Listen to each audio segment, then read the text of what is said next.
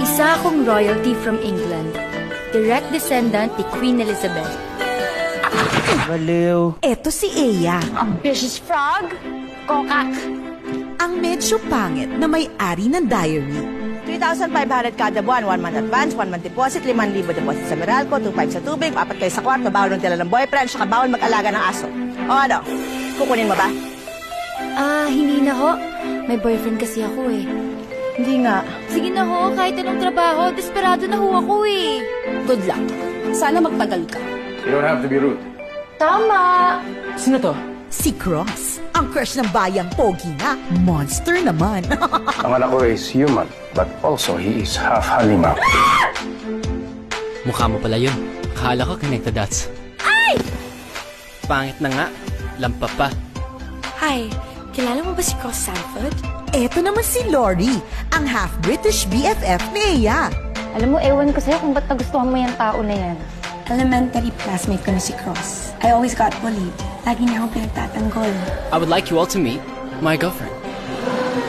Si Cross, sigurado ka? Sinadya ko yun. Para mas lalo kanilang paginitan. So you and your pimples will be miserable. Can I order you? Take out? At si Chad, ang certified cutie na crush ni Eya. Nililigawan ko siya for 1 year. Di pa ako sinasagot eh. Kasi may iba siyang gusto. Tanga pumili ni Lori. Chad loves Lori. Mahal na mahal kita. Lori loves Cross. Cross, I love you.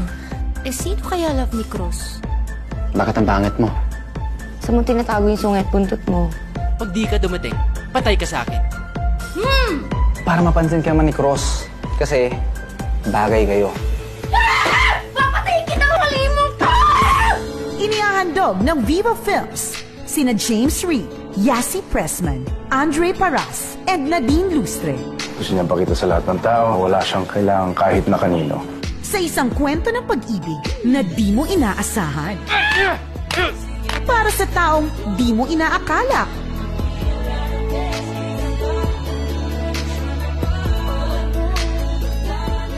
O ano? Paano nga ba kung ma-inlove ka sa isang taong alam mong hindi mai-inlove sa'yo kahit kailan?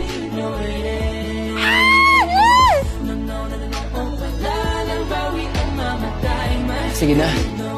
Maganda ka na. Diary ng pangit. Come here. Body heat. Ano? Huwag kang maarte. Hindi ka maganda. Directed by Andoy Ranay. Sa April 2 na.